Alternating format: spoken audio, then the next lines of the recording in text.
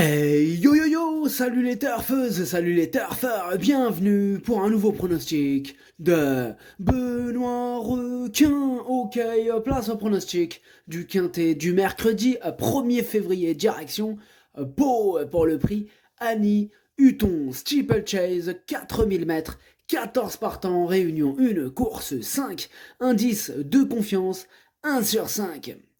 Petit retour sur les quintets du lundi et du mardi 31 janvier. Lundi, dans mon pronostic, je vous ai donné le quartet en 7 chevaux. Et mardi, il y a eu du casseur de tickets à l'arrivée. Ok, c'est parti, on commence le pronostic et on commence avec le numéro 1, Enki the Best. Et on écoute l'entraîneur Hector de la Jeunesse. Enki the Best s'est imposé plaisamment en dernier lieu, c'est la suite logique.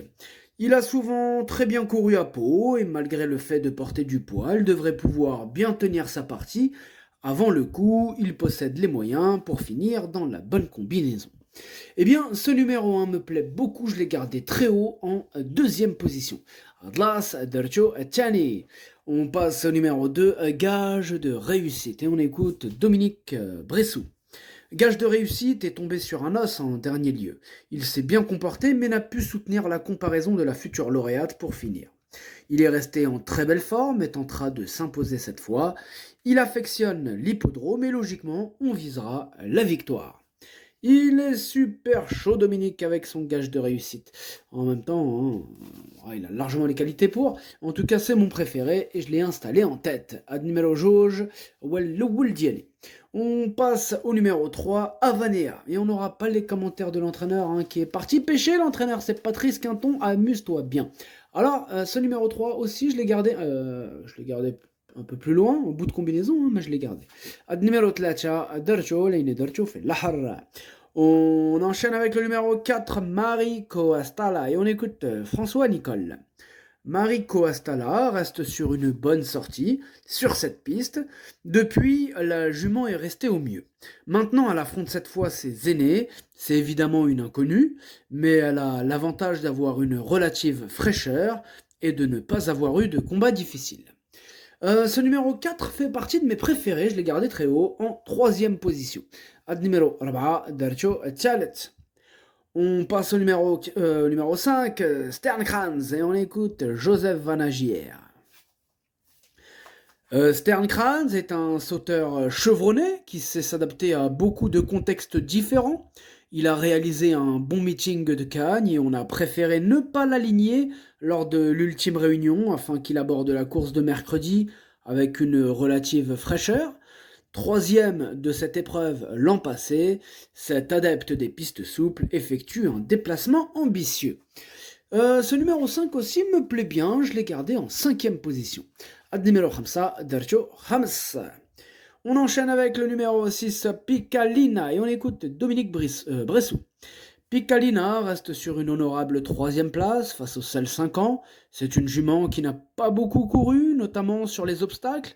Pour mercredi, ma principale interrogation reste le fait qu'elle peut manquer d'expérience sur le steeple. Néanmoins, à cette valeur, je la crois en mesure de très bien courir. Eh bien, ce numéro 6 aussi je l'ai retenu, sachez que c'est lui le 8e de mon pronostic. Ad numéro wal Diali.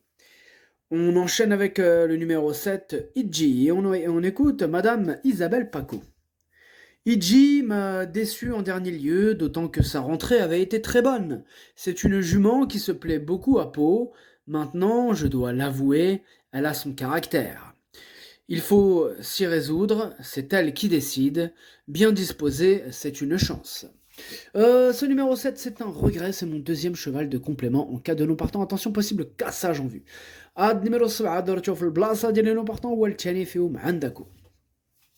On passe au numéro 8, Black Boa, et on écoute Erwan Graal. Black Boa est en forme et confirmé à ce niveau. Dernièrement, il n'a entre guillemets conclu que 5e, mais à sa décharge, ce cheval de train est parti à l'arrière-garde, et il était très difficile de refaire du champ ce jour-là. Il sera monté aux avant-postes et devrait chèrement défendre ses chances. Il a logiquement sa place dans la combinaison gagnante. Ce numéro 8, je l'ai gardé assez haut, il me plaît bien, je l'ai mis en quatrième position. Ad numéro 8 Darcho Raba. On enchaîne avec le numéro 9, Gaz Gaz, et on écoute Nicolas de La Jeunesse. Gaz Gaz est en pleine forme, comme on atteste sa récente victoire acquise avec autorité. Maintenant, mercredi, la donne change, il monte de catégorie et a été pénalisé de 3 kilos. Le terrain a séché depuis la dernière fois. Néanmoins, il aura pour lui sa forme du moment et son affection au tracé palois. S'il n'est pas pris de vitesse en début de parcours, une place est envisageable. Ce numéro 9, je l'ai retenu en bout de combinaison. Ad numéro Tsad Derjo Saba. On enchaîne avec le numéro 10, Grâce de Dieu. Et on écoute William Menuet. Grâce de Dieu n'a pu s'illustrer dans la course dite de référence. Elle ne s'est franchement pas livrée de bon cœur ce jour-là. Voilà pourquoi je vais cette fois la munir d'œillères traditionnelles pour l'occasion. Je n'ai pas testé cet artifice le matin et je compte sur l'effet de surprise mercredi. Sa préparation s'est bien déroulée et sa bonne forme physique indéniable. Ce numéro 10, je ne l'ai pas retenu, mais il est quand même à l'arrière de ma petite liste des possibles troubles faits. Attention.